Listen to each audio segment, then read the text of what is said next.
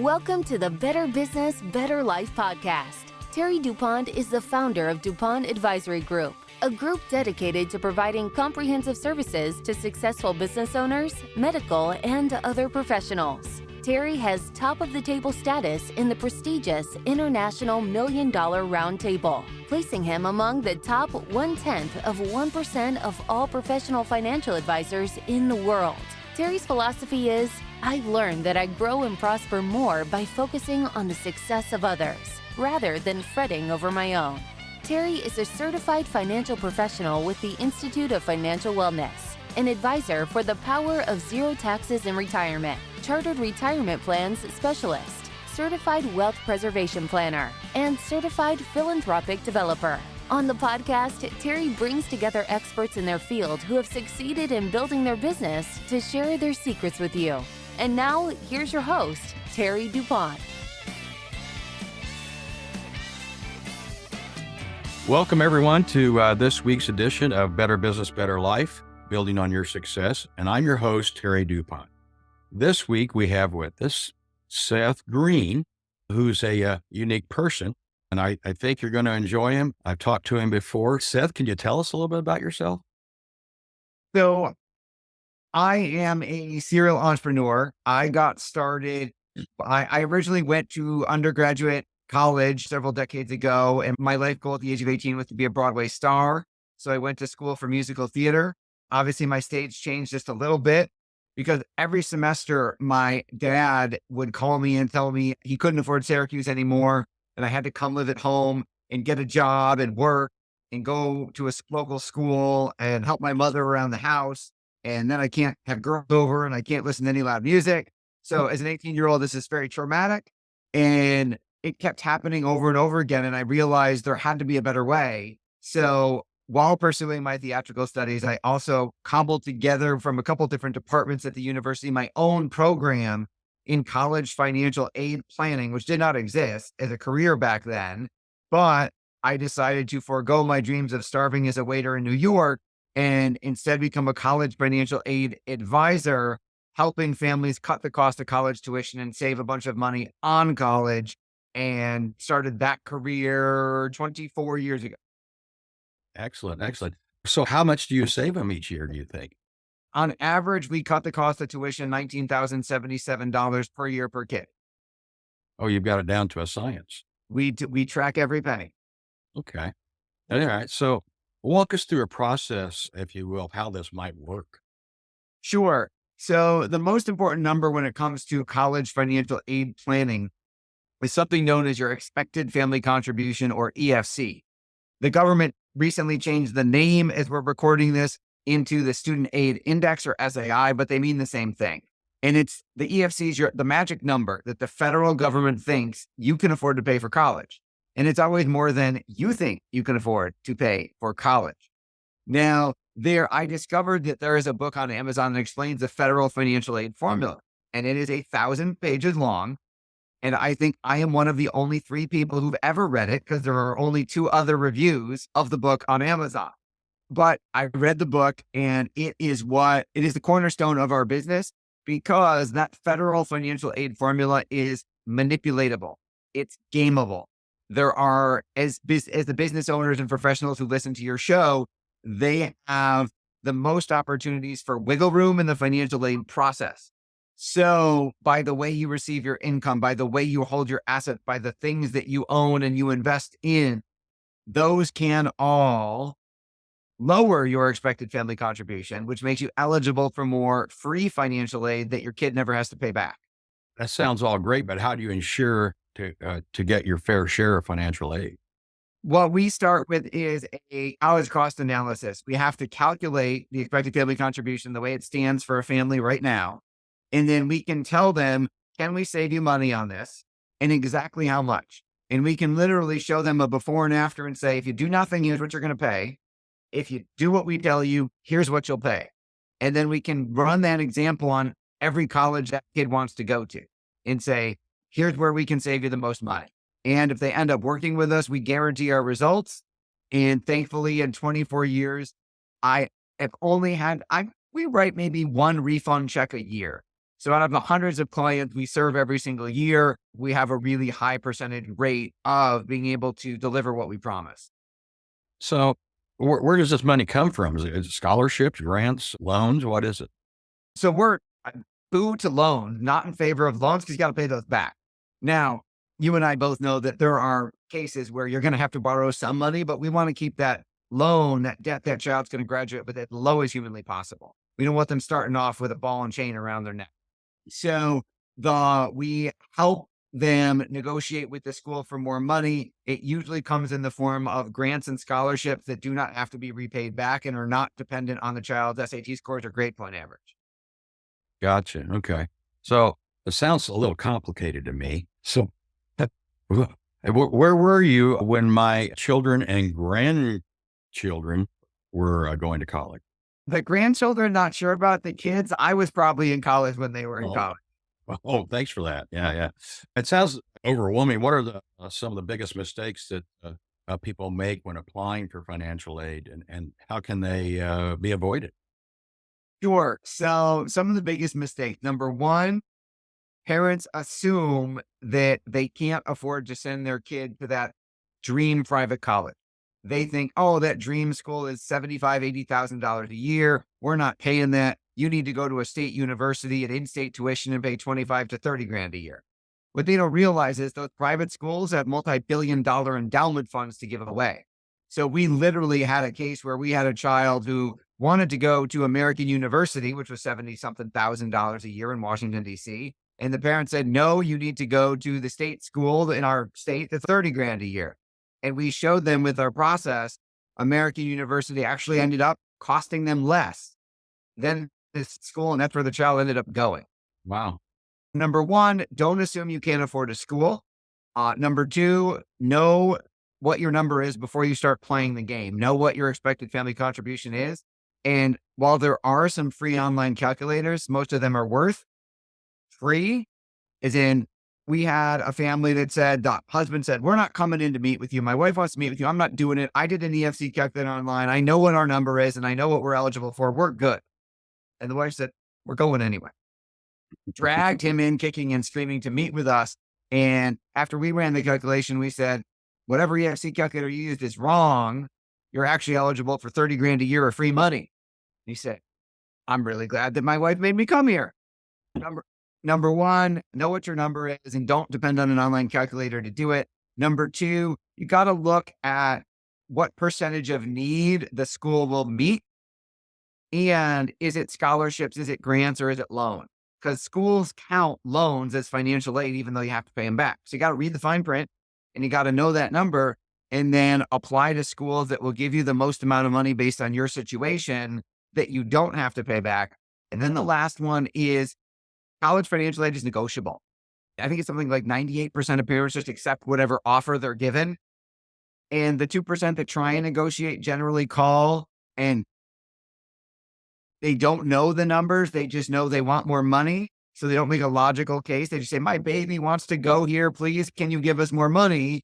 And the financial aid officer will free up a couple $1,000 a year or whatever for them so that they feel like they got some more money. But if they could actually make a logical case and say, hey, you underawarded my child $23,742 a year. Can you fix the error? A whole lot more money shows up. Gotcha. Okay. You mentioned applications. What tips do you have for applications and essays? So I'm not an admissions expert. We have a sister company that we send our clients to that specifically works on the admission side. We work on the need-based financial side.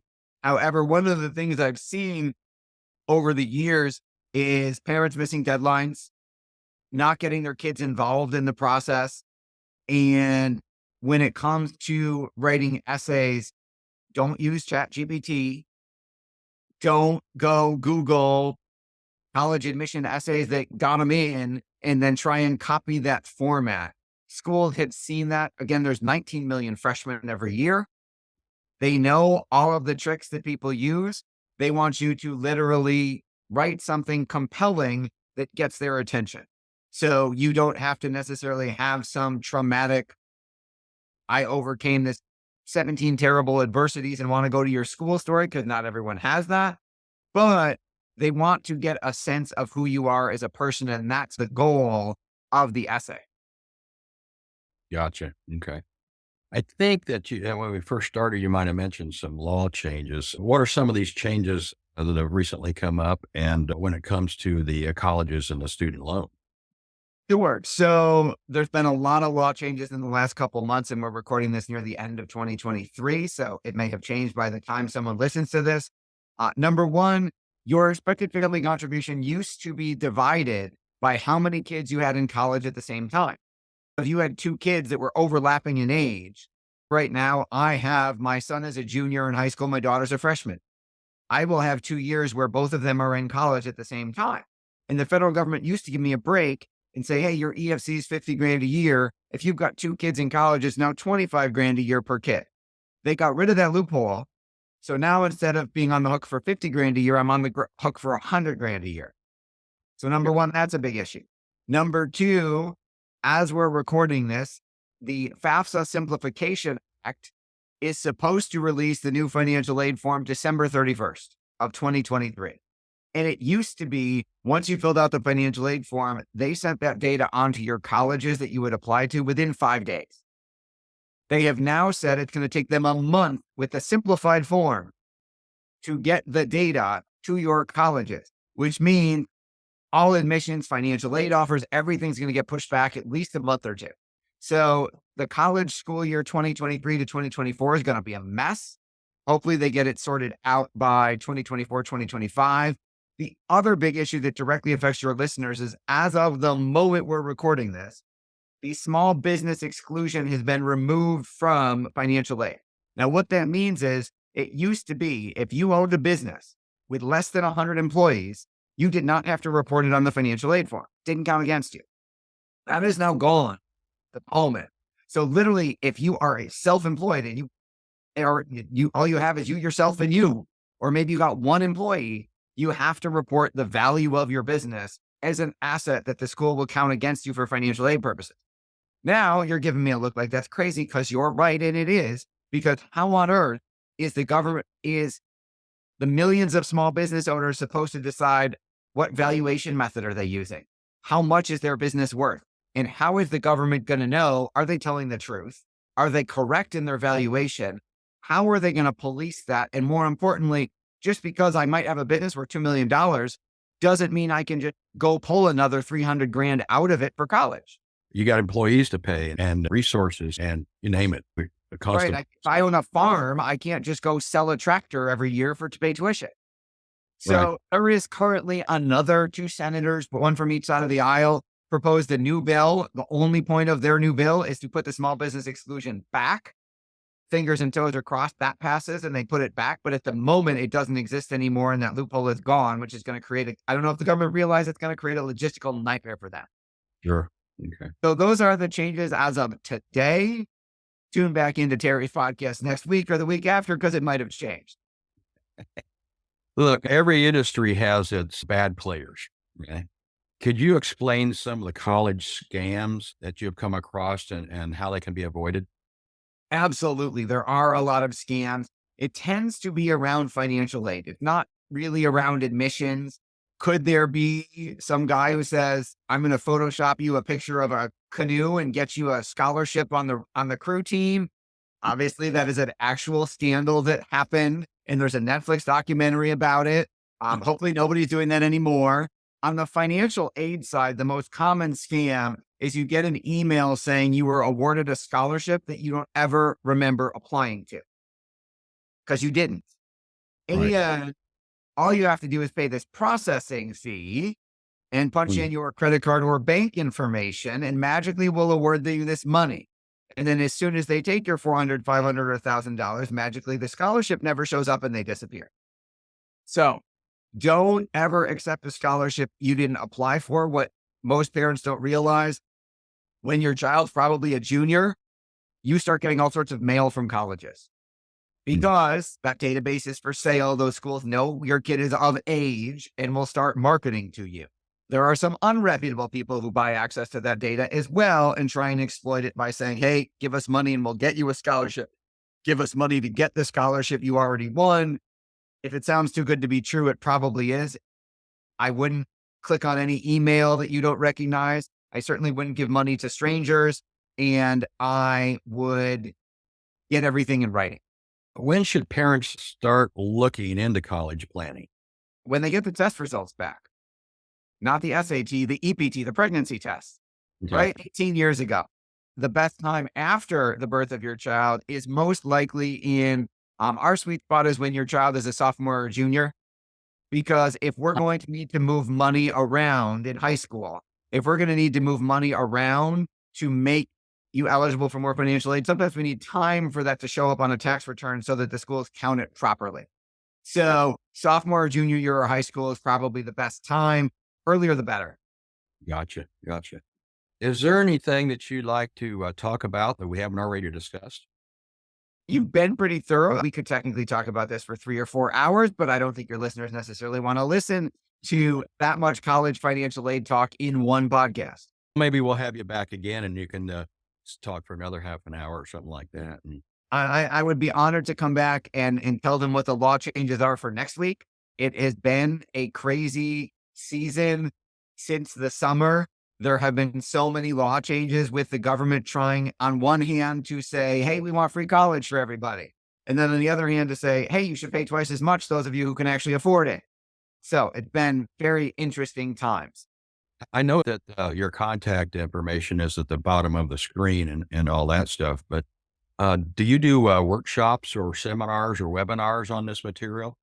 All the time. If your listeners would like to watch a workshop that we just did recently with myself, our college admissions expert, and our tax and accounting expert, if they go to howtofindmoneyforcollege.com/training, they can register to watch that workshop that you were actually a part of. And then they can get that college cost analysis that we normally charge $200 for, absolutely free, thanks to Terry and Better Business, Better Life. Huh.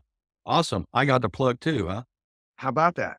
Okay. I guess that's it for this week, folks. It's nice having you on, Seth, and I hope you come back. And so that's it for this week. This is Better Business, Better Life, building on your success. I am your host, Terry DuPont. And remember, folks, the best way to predict the future is to create it. Take care.